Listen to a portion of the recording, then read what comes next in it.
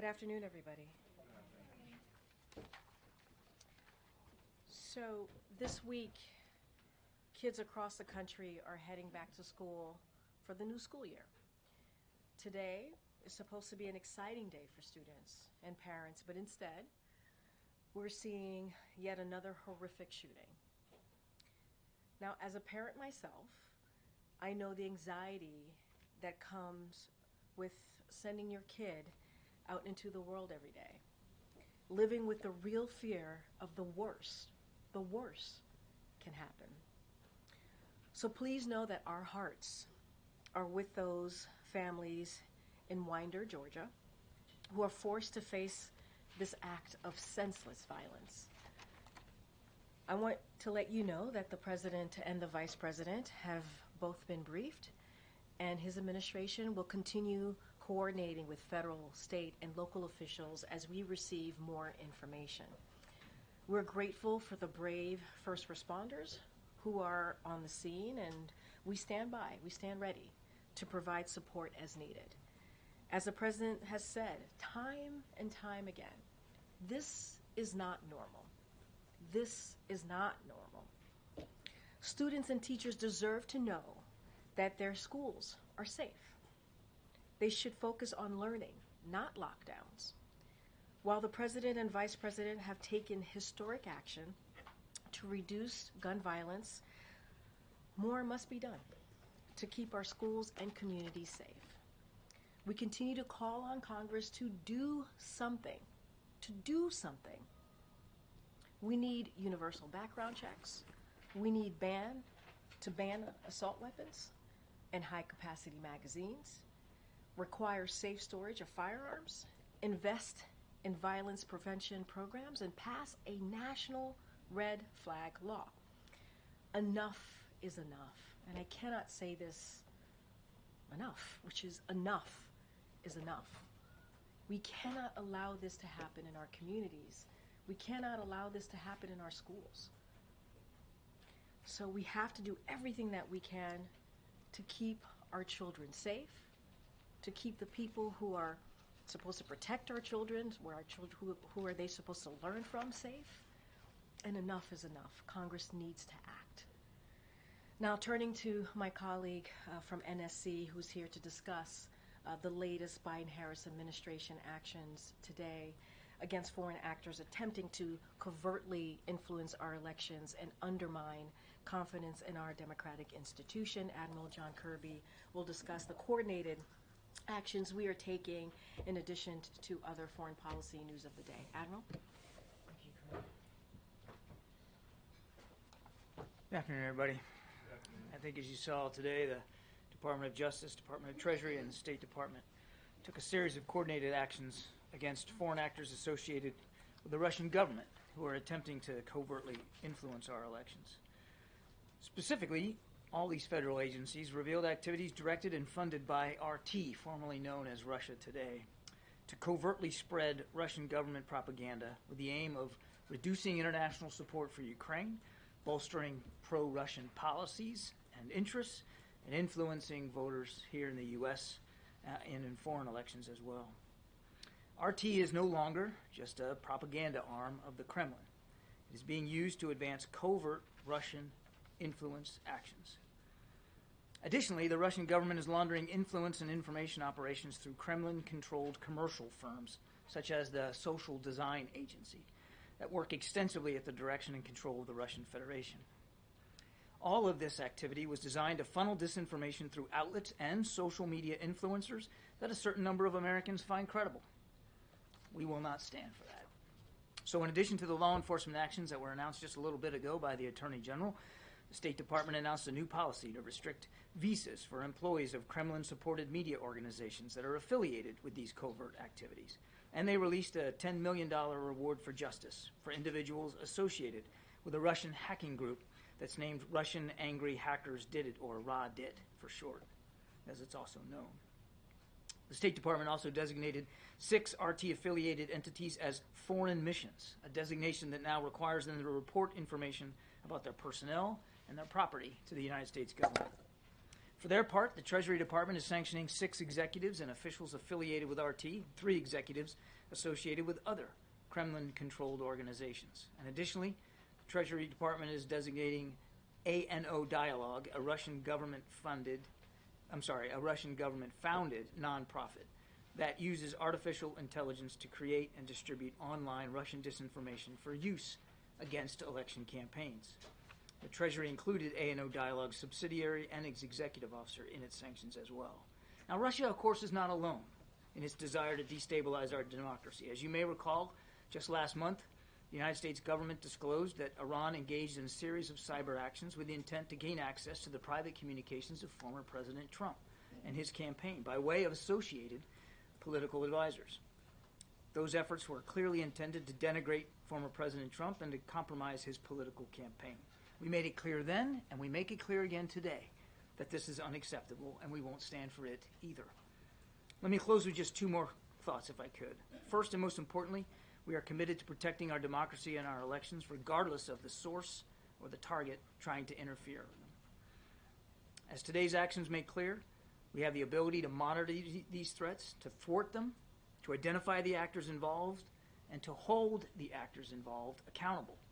We will continue to do so. These actions are the result of months of hard investigative and interagency cooperation, and we're grateful for the law enforcement, diplomatic, intelligence, and Treasury professionals who brought it all together. They put the interest of the American people first, right where it belongs. That brings me to my second point. The hard work now must continue. No resting, no waiting, no backing off. The American people can rest assured that the men and women of the federal government are at this very moment laboring to prevent future abuses and interference in our electoral process. But this cannot alone be the work of government. Every citizen bears a hand. We urge all Americans to read through the indictment today. Study the sanctions and the designations that we announced. All of it's online. All of it is readily available to you. Likewise, please take time to consider how you get your news and information. It can be difficult, of course, to be absolutely certain of its authenticity, especially given the covert tactics of groups like RT. But with time, some patience, and a firm reliance on credible and established media outlets, that uncertainty can be greatly reduced. As President Biden has said, democracy can at times be fragile, but it is also inherently resilient. We all need to work together as Americans to ensure that resilience. And that's it. Thank you. Okay, thanks. First on this disinformation campaign, can you talk a little bit more about why unveiling this now? And secondly, is this do you see this as just the tip of the sword? Is there more out there? And the why now question is basically, I think, in some ways, a lot of Americans would say about Russian disinformation, not surprising.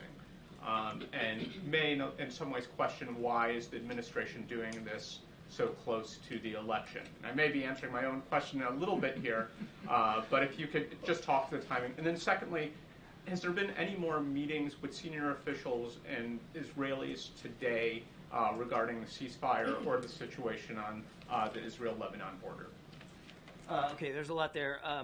On the why now, and I think the Attorney General talked about this. I mean, the actions that they announced today, and of course it was coordinated with the announcements by State and Treasury, all really reflected where they were in the investigative process. And as the Attorney General said, Amr, it's still an ongoing investigation, so I wouldn't rule out anything in terms of any future actions that might be taken. Depends on where this investigation takes us. So the why now was really driven by the progress of the investigation, the certainty they had in what they had uncovered, and the ability that they believe they had to take the actions in a way that were commensurate with the goals of the investigation. So it was all really timed to the investigation, that's all. And you asked for tip of the spear. But let me go back to, you also said people are maybe shrugging about this because, well, it's just, but that's, I mean, obviously people can have their own views about whether they're surprised or not that Russia might be trying to interfere in our election, but we're not taking it lightly. Nobody's shrugging here because it's that important. It's that important to convey to the American people that we are taking the safety and security of our electoral process seriously. So nobody's shrugging about it, and we're going to constantly monitor, as I said, these threats, be able to thwart them when we see them, and identify and hold the actors accountable. On your second question about the ceasefire talks, I have no additional specific meetings to talk about today, except that even today, we are in touch with our counterparts in Qatar, in Israel, and certainly in Egypt about trying to see if we can get a proposal that can be finally culminated and a ceasefire deal can be achieved. So those conversations are active even today. There was a report that Jake Amstockstein and Brett McGurk had a virtual meeting today with Dermer and I think some other Israeli officials. Is that not true? I won't confirm any specific individual sessions except to tell you that even today there have been ongoing conversations with our counterparts, as you would expect that it would be. So even though there's not Teams meeting in Doha or Cairo right now, it's not like the effort has lapsed. Thanks, Karine. Thanks, Admiral. On the Russian interference, is there any indication of at what level this has been apparently approved in Russia? Does this go? I mean, does this go up to Putin's level, for example? And secondly, is there any sign of the this disinformation favouring one or other of the candidates in the U.S. election? We believe Mr. Putin is winning of these actions. As for your second question, I think, look, in Iran's case, it was very clear, as I mentioned in my opening statement, and I think the Attorney General did too, very clear that they were trying to denigrate former President Trump and involve themselves in his campaign to their detriment. I would say, though,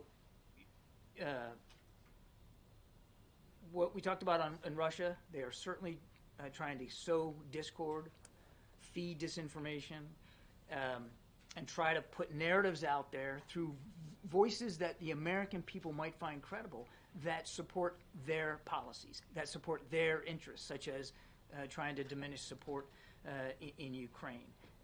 So it's very consistent with what we've seen Mr. Putin do in the past. Thanks, Karine. Thanks, Admiral. So as you alluded to, we've been here before, and after 2020, the administration imposed sweeping sanctions and also took efforts to prevent this sort of behavior. So why are we here again? And what about today's actions will deter future disinformation? We're here again because actors like Iran and Russia are at it again and continue to believe that it somehow suits their interest to interfere in our electoral process. So we're here because of what they've been doing, and that we're trying to hold them accountable and to make it harder for them to do this. And that's exactly what the actions today, and I'm sure actions to come as appropriate will do. Will make it harder for them. Will it make it completely impossible? Probably not, because they'll find workarounds. I mean, these are actors, in this case driven by the Kremlin itself, that are bound and determined to try to change and influence the way Americans vote when they go in that ballot box. And that's why I said it at the end of my opening statement. Everybody, not just the federal government, but everybody needs to be concerned about this. And everybody needs to bear a hand in pushing back on the influence attempts by Russia. And then on Israel, we asked Karine, not me, I wasn't here yesterday, but my colleagues asked Karine in many different ways about the president's recent comments with regard to Netanyahu not doing enough to secure a ceasefire deal. So my question is whether he has directly expressed that himself to Netanyahu, that he is not doing enough. I would say that the conversations with the Prime Minister every time they occur are very direct and very forthright. These are two guys that know each other well, and the President, he makes his concerns very plainly known. But for all the things that those two gents may not agree on politically, and maybe not even completely agree on in the conduct of the war, they do agree on the central tenet that Israel needs to be defended, that the Israeli people shouldn't have to live next door to that kind of a threat, and that the United States, and President Biden specifically, is going to continue to stand with Israel as they defend themselves against this threat, and to do everything that we can to try to bring this conflict to a close. And then one quick one, just for clarification, because a lot continues to happen on this front. When the president is calling for a ceasefire, does he mean a permanent ceasefire at this point, or does he mean one long enough to allow the hostages to be released? Well, it's a little bit of both. I mean, the ceasefire that we're really trying to drive out right now is getting to phase one, which gets you 6 weeks of no fighting. 6 weeks of no fighting, and that means more humanitarian assistance, and then getting at least the first tranche of hostages out, the ones that are at the most risk, elderly, sick, women in particular. But if you can get through phase one, because once you get into phase one, and that's the goal, just let us get to phase one right now, then you can start building towards phase two. And if you can get to phase two, you can get both sides to phase two, well, then you're talking about a real potential end to the hostilities in general, which of course would be a general ceasefire. So what we're focused on right now is phase one. That's a 6-week ceasefire. Thank you. Yes, ma'am. Thanks, appreciate it. Taking a step back, just to follow up there, has the message from this administration been to families of Americans held hostage still that the only hope for their loved ones is getting to phase one of that ceasefire deal? Our message to the families, and we conveyed this recently, Mr. Sullivan did, is that we're going to keep doing everything we can to get their loved ones home where they belong. Everything we can.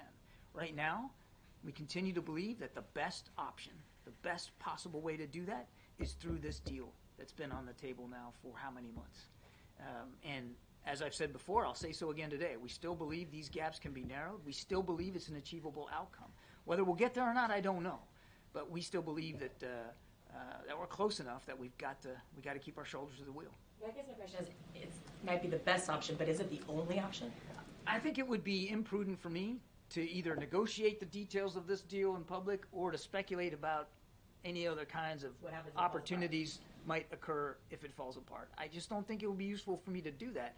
What I can assure you, and we have assured the families, is that President Biden and this entire national security team is 100% dedicated to getting their loved ones home. Right now, the locus of that energy, the full focus of this administration is trying to get this ceasefire deal in place. Switching gears to Ukraine, obviously a big shakeup in the government there.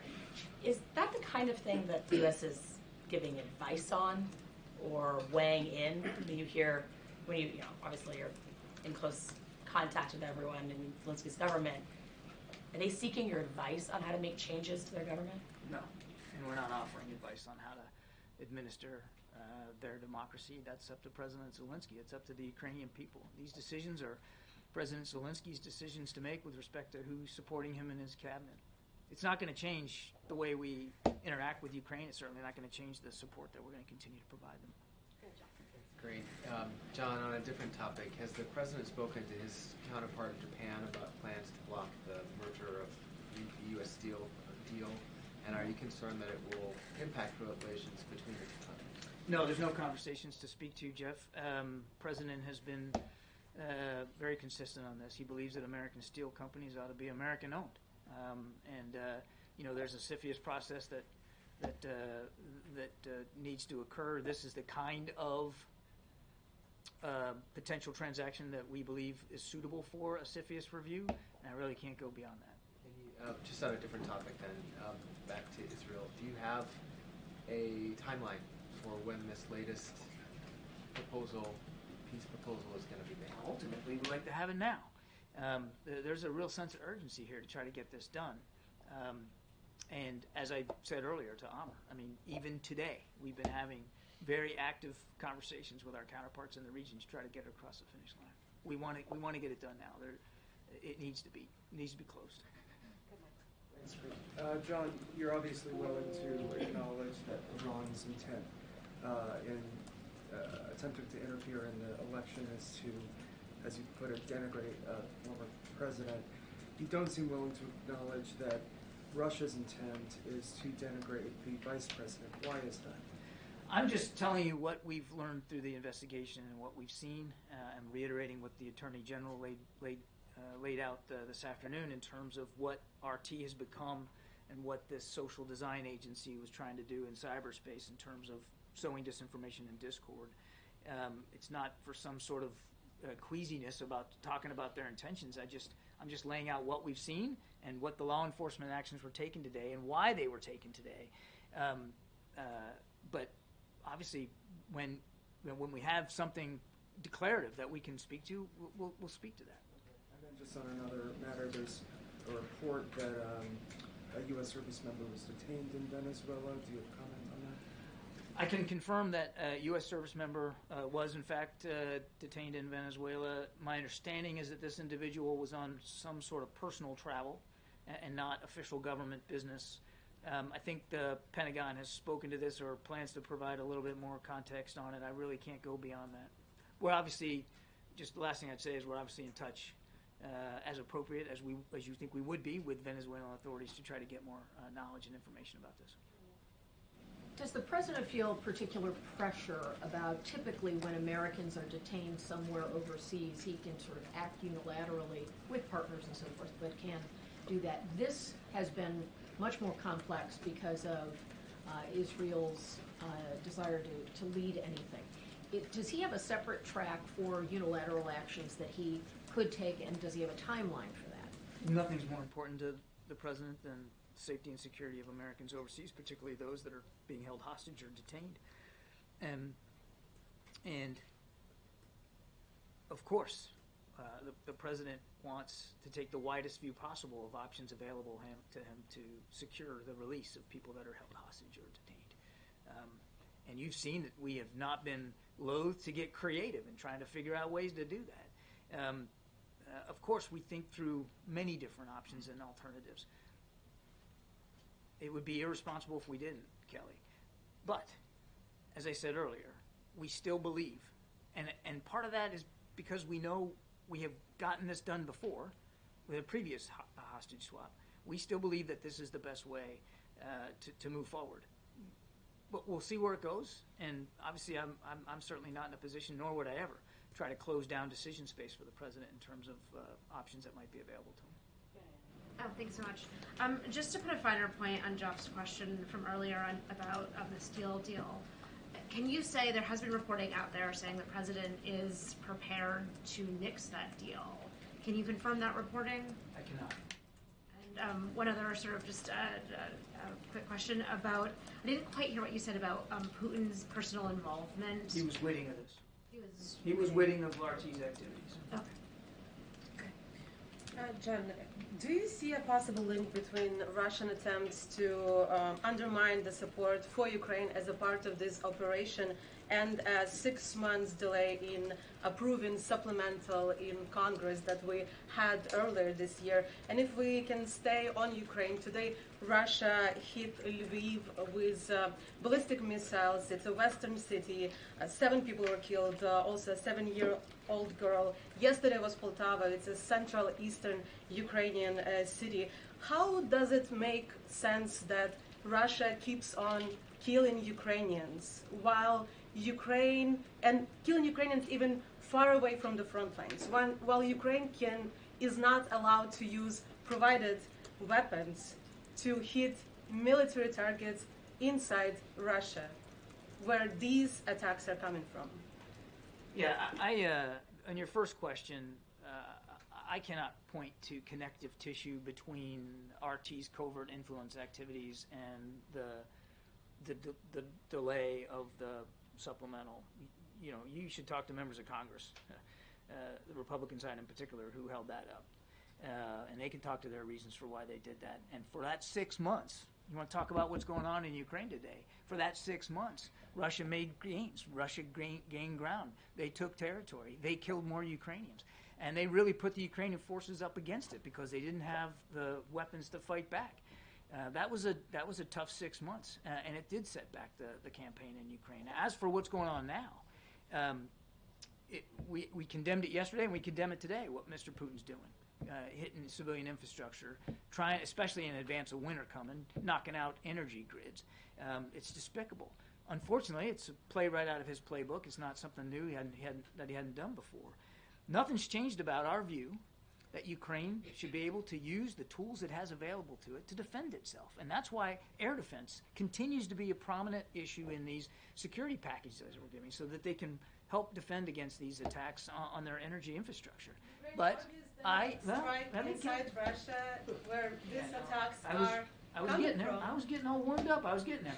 I'm telling you, nothing's changed about our policy with respect to long-range strikes inside Russia and for Russian territory. I also think it's important to note, if I might, that 90% of the aircraft that Russia uses for glide bombs and long-range strikes, we've done the math on this, 90% of them lie outside 300 kilometers from the Ukrainian border, deep inside Russia.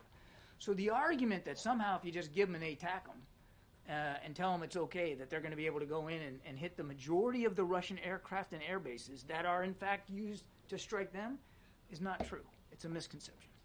So we don't foresee the change in policy ever? I don't have any policy changes to speak to today. Thank you. First on elections, you know this is an election year. Elections are being held across the world in dozens of countries. During your investigations, did you come across that Russia and Iran, the two countries that you named, are try to interfere in the elections for other countries as well? We believe that they are using these same tools, particularly through RT and covert influence, to affect foreign elections, yes. Early this year in May, one of the senior Russian officials had said that U.S. is trying to interfere elections in India. Are you aware about that? What is the response to it? It's not true. It's a ridiculous claim. Next question about President's telephonic call with the Indian Prime Minister Modi after his trip to Russia and Ukraine. Do you think India can play a role in bringing peace and ending the war in any what way it can do? Well, we certainly hope so. I mean, I've talked about this before. Any nation that is willing to try to help end this war and do so in keeping with President Zelensky's prerogatives, the Ukrainian people's prerogatives, his plan for a just peace, we would certainly welcome a role like that. And was there any I talk? thought you said you only had one more. Just follow up with that. Did the two leaders also discuss the situation in Bangladesh? Yes. And what was that? Well, I think they shared the concerns. I mean, the president made clear his continued concerns about safety and security of the people in Bangladesh and the future of their democratic institutions. Thanks, Karine. Thanks, John. Getting back to the Middle East, the president on February the 26th said, "My hope is by next Monday we will have a ceasefire."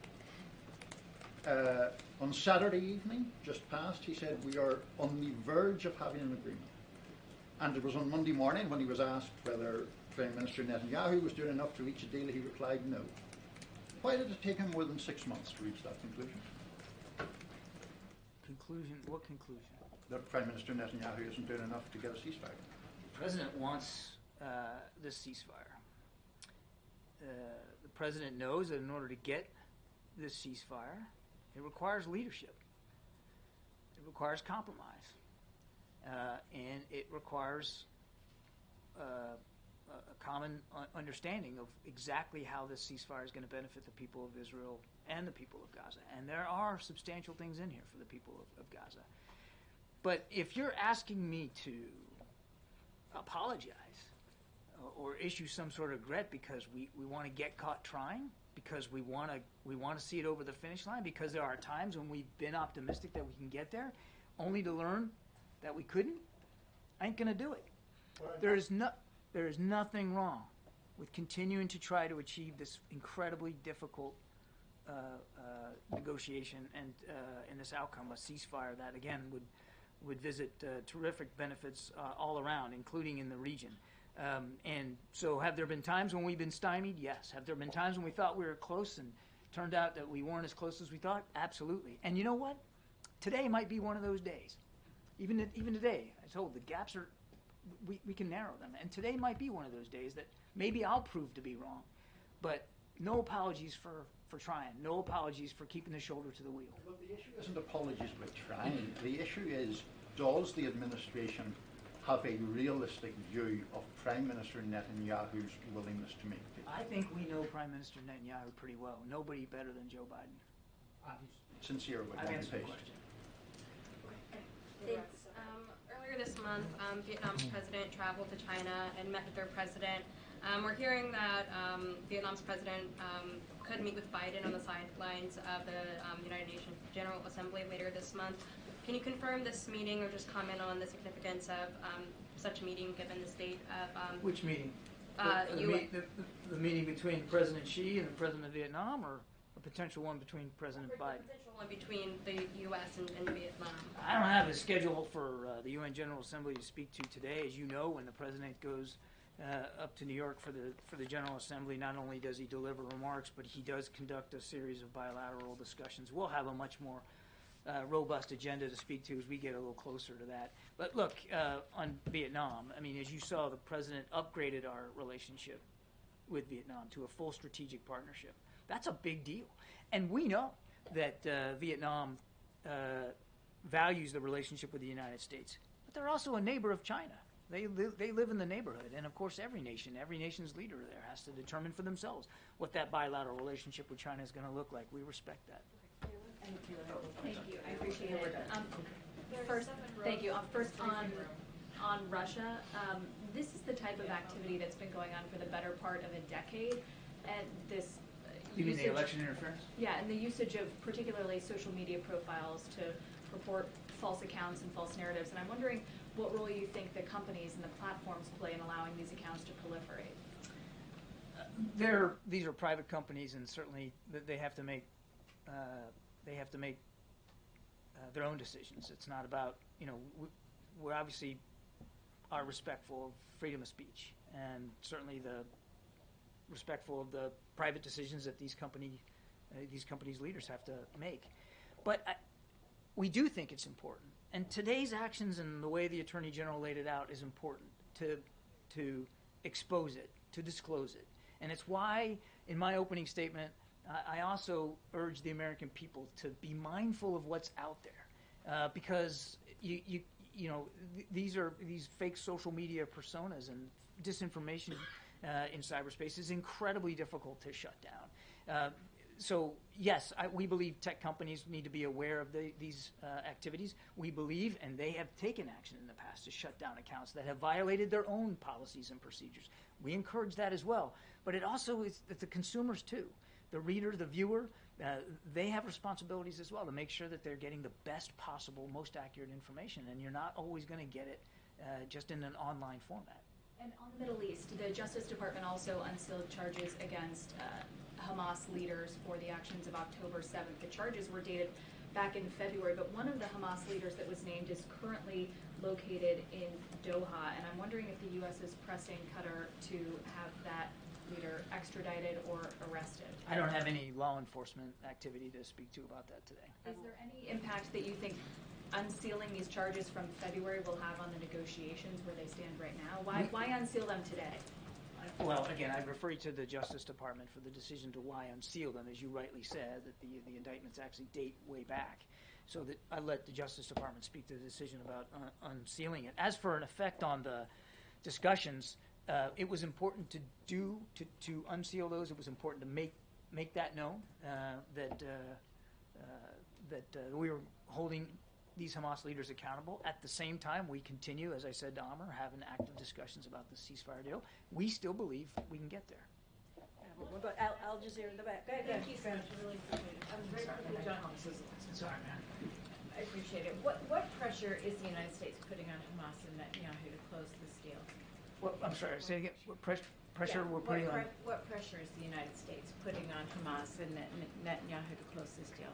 It's not just about twisting arms and putting pressure. It is about having active, what we hope to be constructive conversations about negotiating the final details. And that's really where we are. And in any negotiation, when you get down to the brass tacks, that's when the horse trading really begins, and that's where it gets difficult, and that's where we are right now. It's really about trying to get both sides to yes here. And again, I can't negotiate the details in public with you.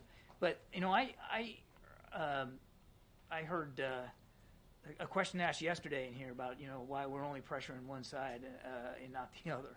And I tell you what, it was a question about how only the prime minister is feeling the heat. And I'll tell you, if you're Mr. Sinwar, he's buried in a tunnel somewhere. He ain't coming up for air too much. His forces have been decimated. His resources have dried up. The people he claimed to be protecting and defending are living in deplorable conditions because of the war that he started on the 7th of October. So I don't buy this notion that there's no pressure being put on Hamas or Hamas leadership. And the indictments that were unsealed yesterday, I think, prove that as well. So, thank you so much, Adam. Thank you. Appreciate it. Okay. I do have... Sorry, guys. Have your patience for a second. All right. I do have one more thing before we get going here. So lastly, today is a day of mixed emotions for us in the press office as we say goodbye to Christine Thompson, who's off to the Capitol Hill. The amount of times I said hello and goodbye to people, it's but this one is very much one of those that goes in the box of we very much do have mixed emotions. In a true diva fashion, she's leaving on Beyonce's birthday. Because if anyone makes an exit with flair, that is Christine, a proud member of the Beehive. Christine has worn several different hats in the White House, not just here in the White House press office with us. She joined the White House as a summer intern. So if you have ever been an intern here or want to be an intern here, there are many opportunities. So went on to serve the First Lady's office, comms office, and then moved over to the press team as one of our wranglers, as you all know. She's from Alabama, and she is Alabama all the way down with Southern charm, Peter. I'm sure you'd appreciate that. Quick wit and a hint of shade. We'll miss her dearly, but we know she'll keep moving on up. And here's to watching her shine on the Hill. We are so proud of you and excited for you. And if you have a moment later today, please come to the back, lower press, and give your goodbyes and well wishes to Christine. All right.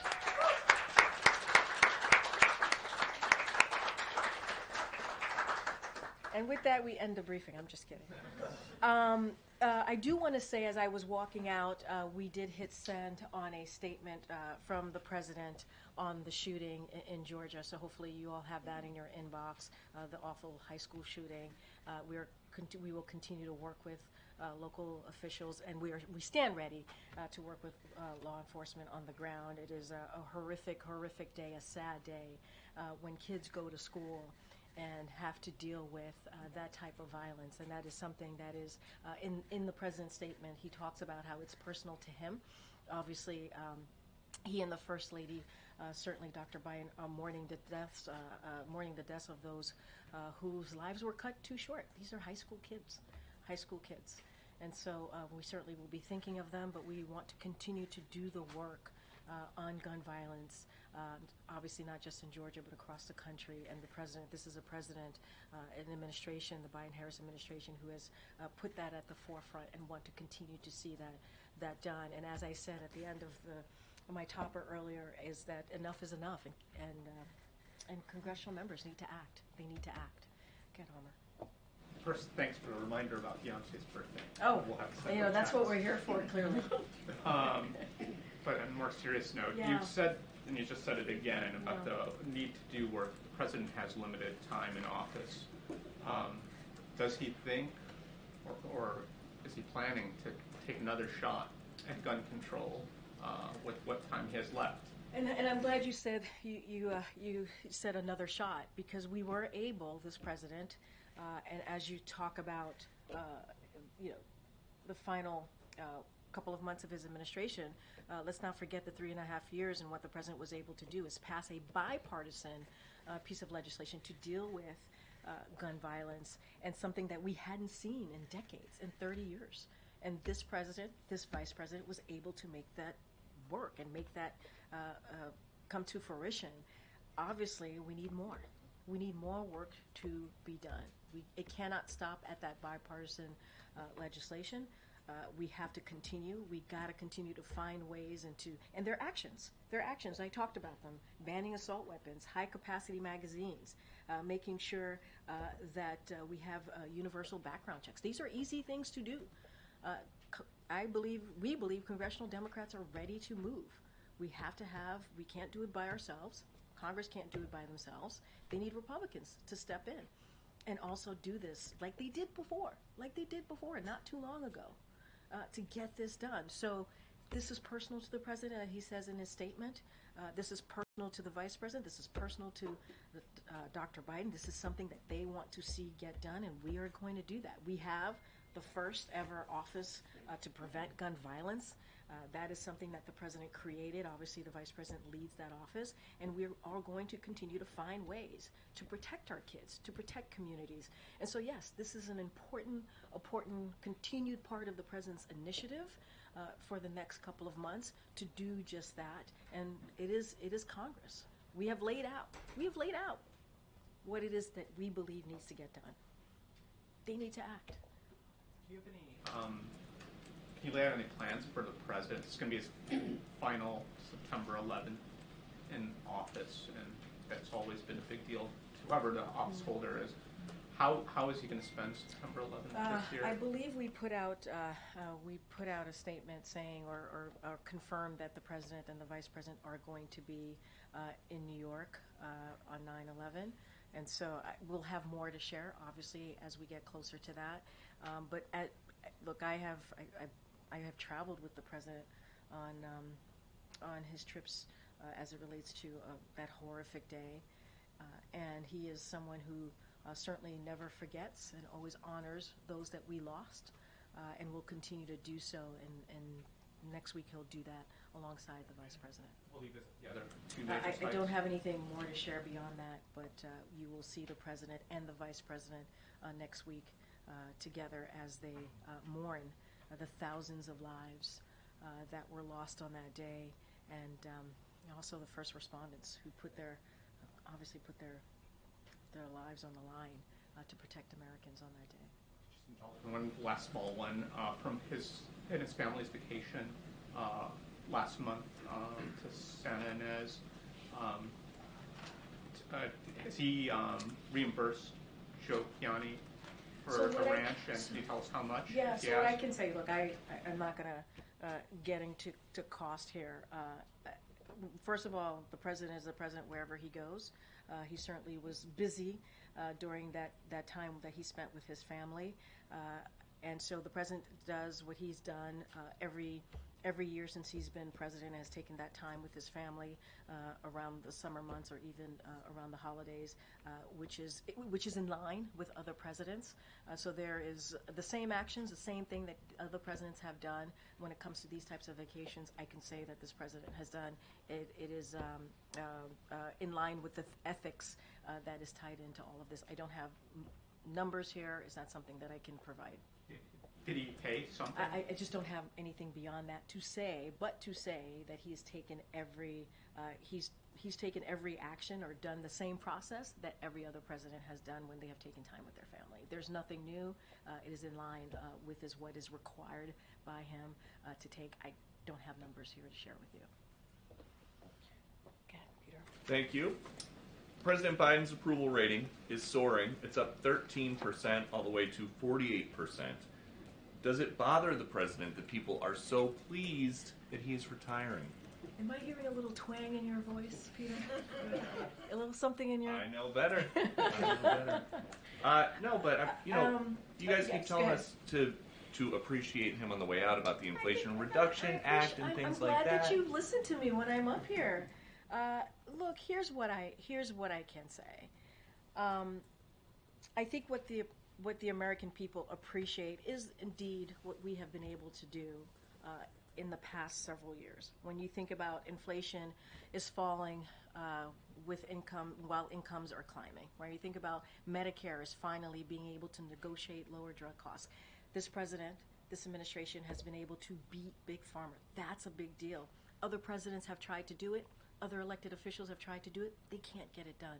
Manufacturing is indeed coming back here to America. Our infrastructure is being rebuilt. Violent crimes is at a low, 50-year low. Matter of fact, the last president in his last year, murder rates were skyrocketing. And so the president has been able to work on that. And this is a president and a vice president that has done the work to make Americans' lives better, to make their lives better, to change their lives in a transformational way that is going to matter. And I think that's what the American people want to see, and that's what this president has been able to do. A different topic. Vice President Harris once said years ago that she wanted to decriminalize illegal border crossing. Now she's saying that her values haven't changed. And so how much ownership does she have for this latest NYPD stat that 75% of arrests in Midtown Manhattan lately have been migrants? My goodness, there's a lot in that question. I mean, look, just going back to the values, and obviously the vice president can speak for herself, and her campaign will speak for herself. For her, her values haven't changed, and you heard that on the interview that she did with CNN very recently. And I think that's important. I think someone's values matter, and that's what you see from the vice president, and certainly that's what you see from this president. Look, as you're talking about the New York, I believe it's the New York Post report, as you just stated. Look, you heard directly from the New York Police Department. They put out a statement which was reflected in that story. So I just want to, in your story, so which want to be really clear. So I would refer you to the spokespeople who spoke to this. And I would say more broadly, we fundamentally believe this administration, including Harris, because this is the Biden-Harris administration, believe that anyone found guilty of crimes should be held accountable. That is something that we fundamentally believe. And you have heard us say that we welcome local law enforcement support and cooperation in apprehending and removing individuals who pose that risk, who pose a national security risk. And so that's what we welcome. I would refer you to the New York Police Department. They actually spoke to this and kind of spoke to that number that was being used, and I would refer you to them.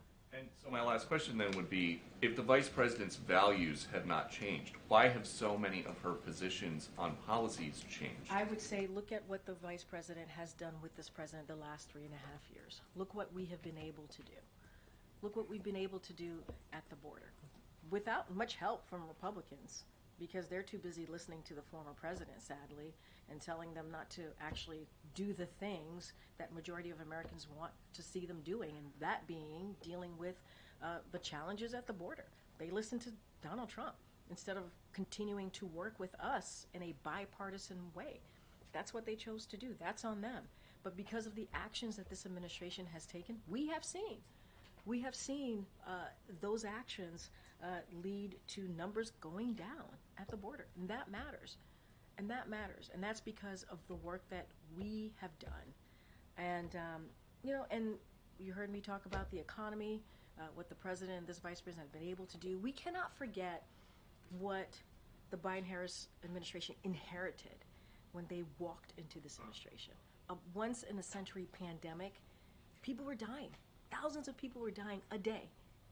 And the last administration, the Trump administration, didn't bother to leave a comprehensive plan on dealing with the pandemic. They didn't bother. They were too busy. He was too busy telling people to inject bleach into their bodies. That's what he was doing. Meanwhile, this president and this vice president passed the American Rescue Plan. Only Democrats voted for that. And because of that, we were able to open up schools. Because of that, we're able to open up businesses. Because of that, we're able to put some checks in pockets for people who really needed it. Think about the child tax credit. That changed lives for families and put shots in arms. And so that is why we have an economy that is growing. That is why we have an economy that is leading the world. And those are just the facts. Cancel. You said for September 11th that the president and the vice president will be in New York. Yeah. Did you say if they'll be at Ground Zero? They will be at Ground Zero. I will have more details to share. Okay. They'll be at Ground Zero for the memorial? Yes. Okay. On guns as well, does the president feel that he's exhausted executive actions at this point? Look, Zolan, you know this. You've covered this. The president has taken more than 24 executive actions. 24 executive actions on trying to do everything that he can to prevent gun violence. That is a lot.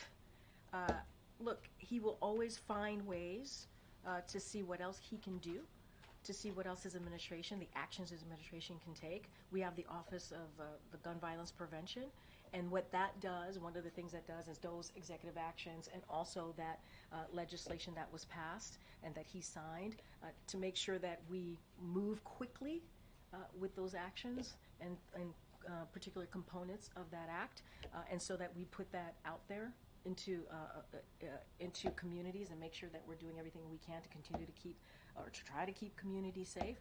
But the answer is legislation. We have to have laws, more laws, additional laws, so that we can protect communities. But as far as the White House, I mean, do you feel that is the White House fully in implementation phase with the actions already taken, or are there any executive actions that could? As I said in my answer just seconds ago, we are going to do everything that we can, his agencies out there, including with the president, to see what else can be done.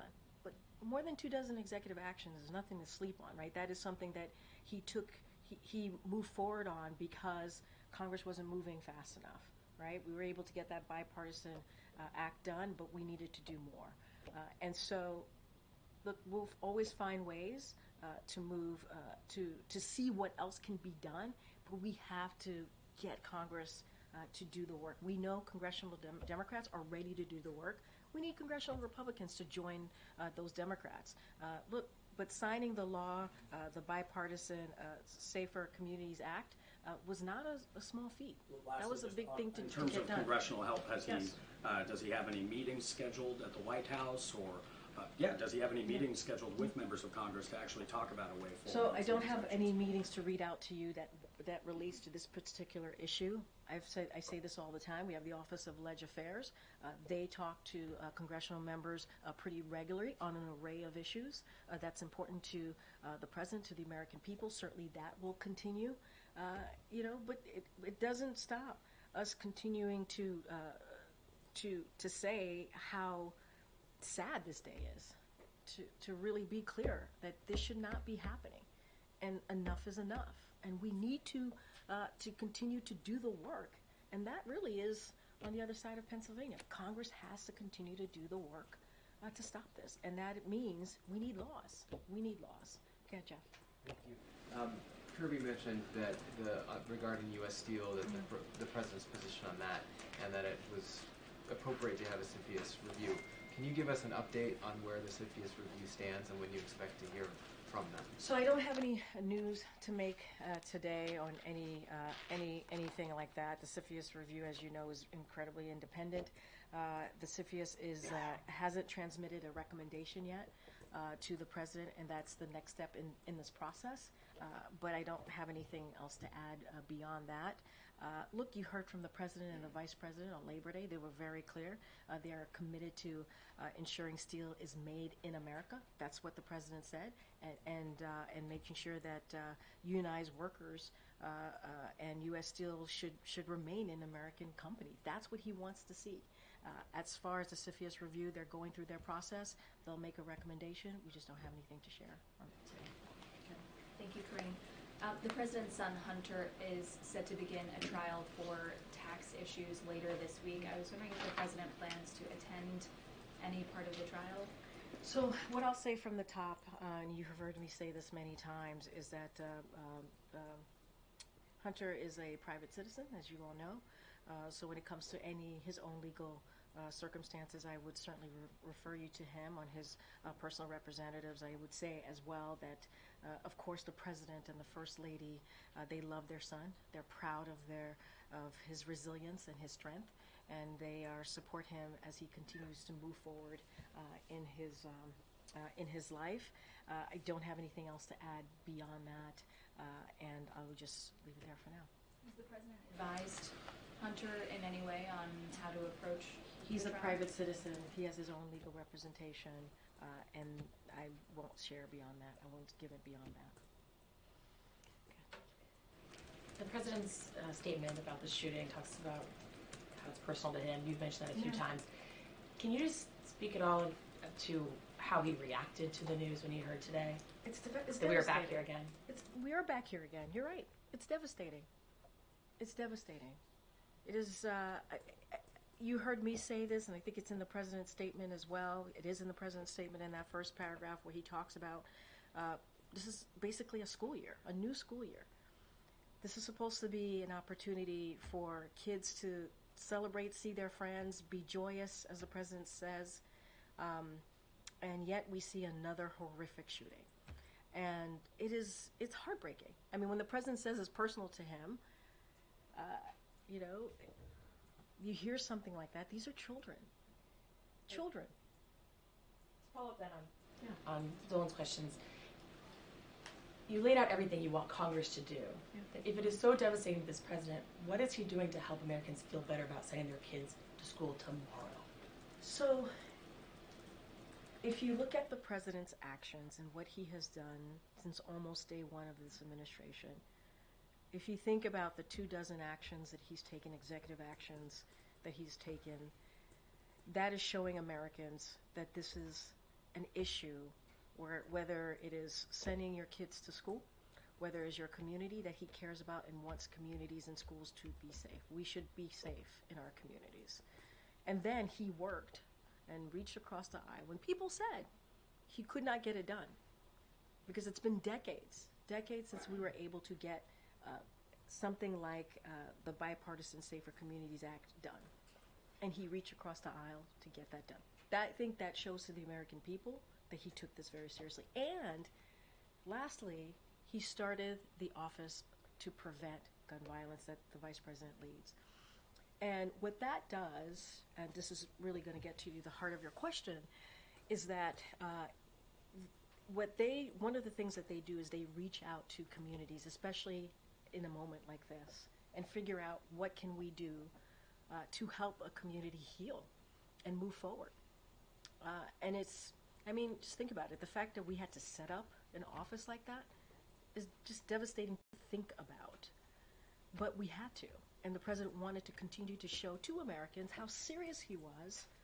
And that's why we have an office to move forward, obviously, with the executive actions, to move forward with the law, to make sure they're rapidly being executed, but also to help families and communities. And look, there's no easy answer here because it's devastating. It is devastating. I'm a mom, you're a mom, many of your colleagues are parents. And to see this on the week that you're sending your kids to school is heartbreaking. It's heartbreaking. I mean, I think about it all the time. What would happen? And then you hear your kids are going through lockdowns. That's awful. But I think what the American people could be assured of, and all they have to do is look at the president's action, is that he's going to do everything that he can. But we really do need Republicans in Congress to act. We do. We do need them to act. Democrats are ready. They need to join us. Ed. Thanks, Karine. I'm going to ask you about the economy. So the JOLTS report came out that shows that 7.7 million jobs are open in this country, but the revisions in that number showed that the layoffs have been revised up last month, 62,000, 1.6 million.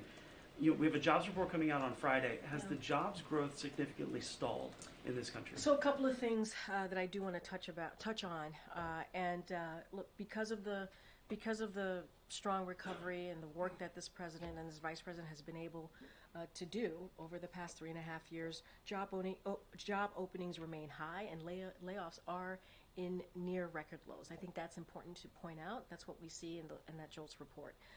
And you talk about layoffs. In fact, they are lower than the average during the prior administration, even before COVID. Because I know folks want to focus on COVID, but even before then. And the ratio of job openings to unemployed workers is back to its pre-pandemic levels as well. So, look, we're trying to get our economy back to normal, and we're seeing signs of that. We're seeing data.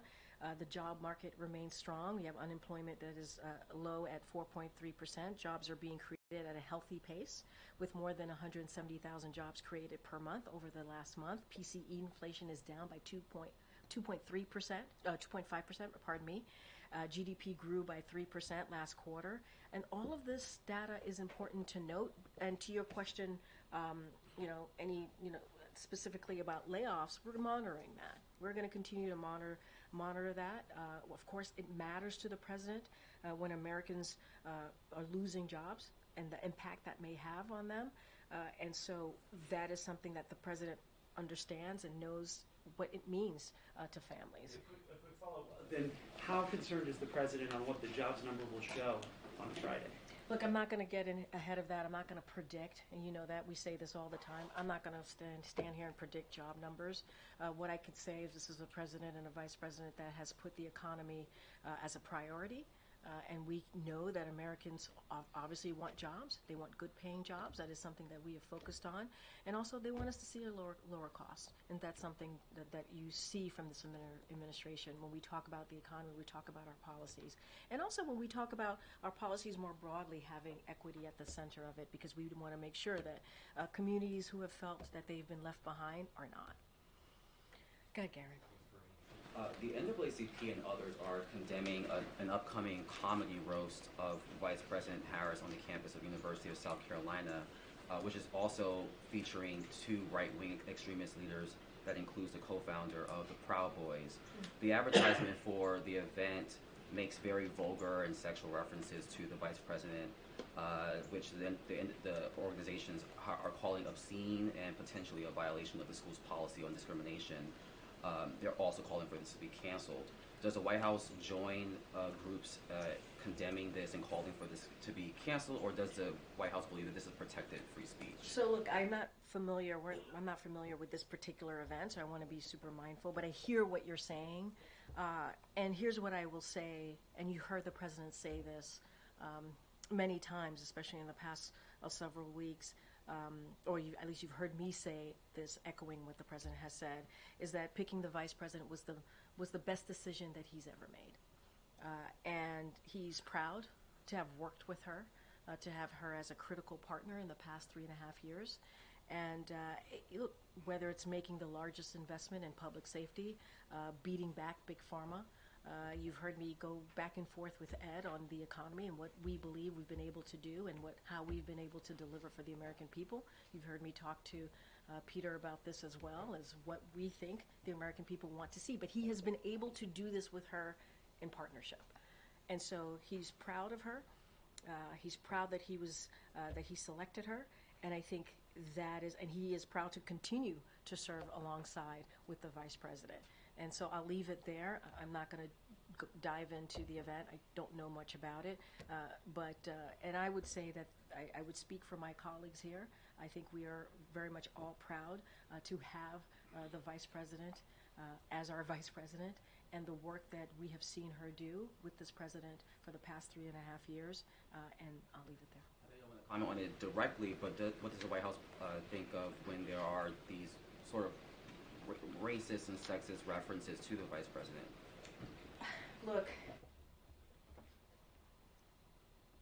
this is an administration, this is a president. When he decided what this administration would look like, he decided to have an administration that looked like the rest of the country. He wanted it to make sure that it was diverse, and because it was important to him to have certain communities who have felt like they've been left behind to have a seat at the table. That's what this president has been able to do. And you see that. This is the most diverse administration in modern political history. I think that says everything that you need to know about what this president cares about. And that starts with the vice president, his decision to pick her as his running mate. And he was very purposeful, mindful. She was obviously experienced, and he knew she can do the job, and wanted to make sure that we had a diverse administration to go alongside that. And, it is, I think that is the most important thing that matters. I can't speak to everybody else. I can't speak to every racist, misogynistic, sexist comment that's made out there. What I can speak to is what the reflection of this administration and what we have been able to do and how we have represented in a way I think that many Americans should be proud of. I certainly am. And to make sure that people feel represented, not just in how we look, but in the policies that we have put forward. And I think that's what matters. Sure. Sorry. What does the White House make of recent elite colleges like MIT, Amherst, and Tufts reporting sharp declines in Black and Latino enrollment and increases in white enrollment since the affirmative action ruling from the Supreme Court? The President and the Department of Education released guidance and resources to campuses to continue diversity on college campuses. Obviously, this data suggested that isn't necessarily working. Does the White House believe there is more it can do to prevent this trend from happening in other college campuses? So a couple of things, and this is really very important because we call that out, that this could potentially happen when the Supreme Court made that decision. Their decision moved the nation backwards, as you're laying out, and in what we're seeing right now, and unpended decades of precedent that allowed America's colleges and universities to build vibrant, diverse environments. I just talked about the importance of this administration and being diverse and representing majority of this country and what this country looks like. So the president called on college and universities to seize the opportunity to expand access to educational opportunity, and this administration has issued guidance, as you just stated, on specific actions universities can take to provide opportunity to all Americans. We know, we understand and we know that the talent exists in all communities. It's clear more work remains to be done, and we'll continue calling on schools to build pathways for upward mobility and success. And that is what I know the Department of Education is focused on, and I know that this is something that is incredibly important. And so we have made, putting that aside, we've made historic investments in HBCUs.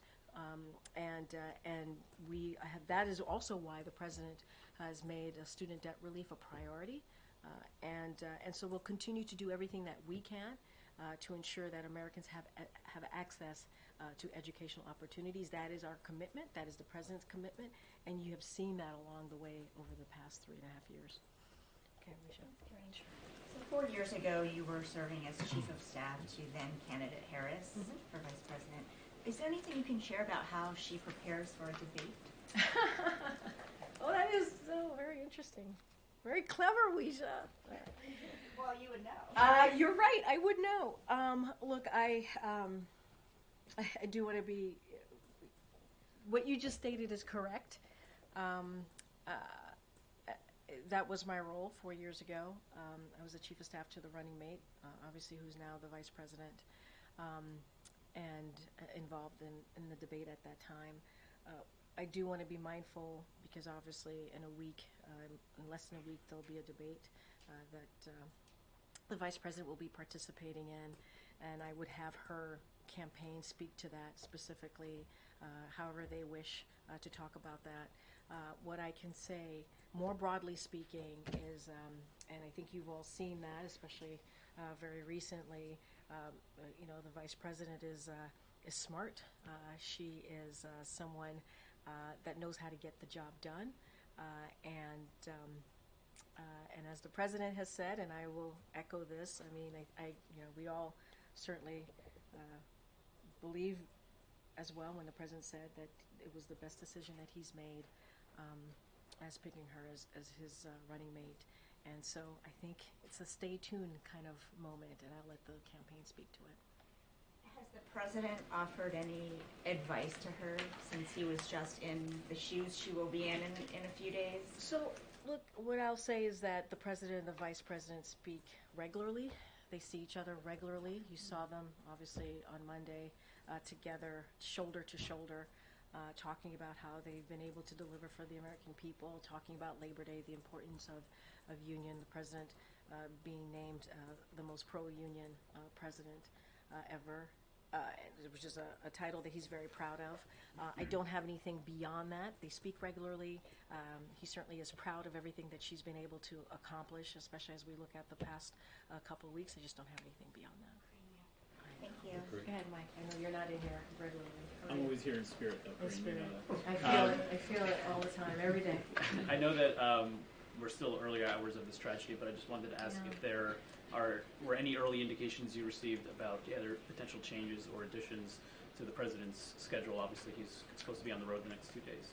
Look, as you just stated in your question to me, these are certainly the very early moments, early hours of this. So I certainly don't have anything about the president's schedule to share of any changes. But as the president says in his statement, he and Dr. Biden are mourning the deaths of those whose lives were cut short due to senseless violence. And I think it's a sad day. It's a sad day. And I cannot imagine, I know the parents who have their child going to that school are probably frightened, scared, mourning, and our hearts go out to them. And I know that just parents across the country are thinking about this day, and this is a day that you fear, a day that you fear. And I think this goes a little bit into the question that I got from Mary Alice. It's like, yeah, now parents have to think about tomorrow and the next day and the school year. And what I want them to know is that the president is doing, and the vice president, this administration is doing everything that we can to make sure that communities feel safe. And that means also calling out on Congress, Republicans in Congress, to act, to do more, to meet Democrats and to do the work. There's more that we can do to make sure that parents and kids and teachers feel safe when they wake up tomorrow morning and have to go back to school. And it is a sad day. It is a sad day. With regard to the president's travel the next 2 days, obviously these are different kinds of events that he might have been doing if he was still a candidate for re-election. Can you talk about how the White House has sort of reimagined what he will be doing, how he will be traveling these next few months? Look, you heard us, as you said, he's traveling the next couple of days. He's going to be going to Wisconsin tomorrow. He's going to Michigan on Friday. And he was just in Pennsylvania and Pittsburgh with the vice president on Monday. And so what I'll say is he'll be out there. He'll be out there talking directly to the American people. He looks forward to it. It's something that he has done, not just looking at the next several months, but he's done this the last 3.5 years. And he believes it's important to do that, to let Americans know what is it that we've been doing, how we've been delivering for them, whether it's healthcare, economy, and have we been able to grow the economy back. And so this is something that, as it relates to travel, you'll see the president's certainly out there, and we'll have more to share. We'll have more to share. But he's ready to be out there and ready to talk directly to the American people. All right, everybody, thank you so much. Thanks, Thank you.